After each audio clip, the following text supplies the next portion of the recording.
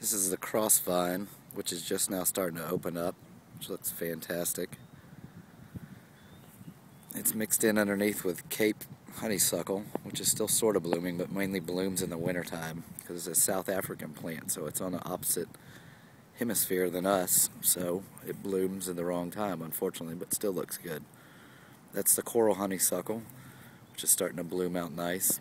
Here's all the new unopened blossoms for the cross vine. There's some more of the coral or the Cape honeysuckle right there, still just barely blooming from this winter. And here's a whole lot more of the cross vine just starting to open up. And there's the coral honeysuckle that's blooming really, really well. It's got lots of flowers on it. And then here's a whole bunch more of the smaller blooms from the cross vine that haven't opened yet, which is doing really good. This is just wildflowers, which haven't come up yet. It's just one of the seed mixes, just the generic thing that's got, who knows what it'll turn out to be, but it's just now starting to sprout. That's the wild dagga after trimming it almost all the way down. And you can see it's just starting to get new buds on it that'll open up and have the nice orange flowers that you can see in last year's video. In the pots, those are some bee balms that I have starting. That's a red piña.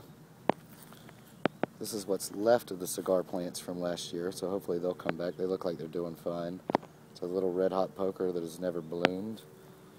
And here's the bee balm, which is the Jacob's Klein, which will, in about a month, go from that all the way up to the top and then bloom probably May all the way through June.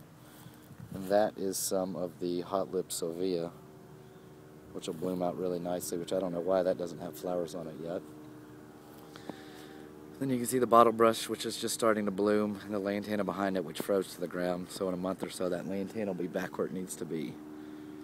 And then the back side of the vine trellis, which has also got lots and lots of unopened flowers from the cross vine on it. It's just doing pretty good. It looks nice. This is the second year that they've been planted. When I got them, they were maybe 6 inches tall, and in 2 years they turned into this. It bloomed a little bit last year, but nothing like this. So this is definitely looking pretty good for the hummingbirds when they actually get here. None of them are here yet. They just haven't migrated up, but they should start coming in the next couple of weeks. And that is a Campsis flava, which I transplanted. Last year it bloomed 3 or 4 times, but it's just now coming out. And you can see that it just now has lots of little shoots, which will take about a month for those to reach all the way up to the top. When they reach the top and they can't climb anymore is when it'll start blooming. And they love that too. You can see there's some of the azaleas still growing. The few blooms left on them, but most of them got knocked off from the rain that we had.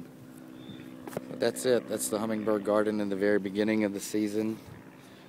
And it's just now the very beginning of March, so it's kind of early for all this stuff.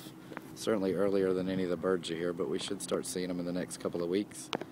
And I'll keep updating the videos. I'll do one a month throughout the year so you can see how everything fills out. Thanks for watching.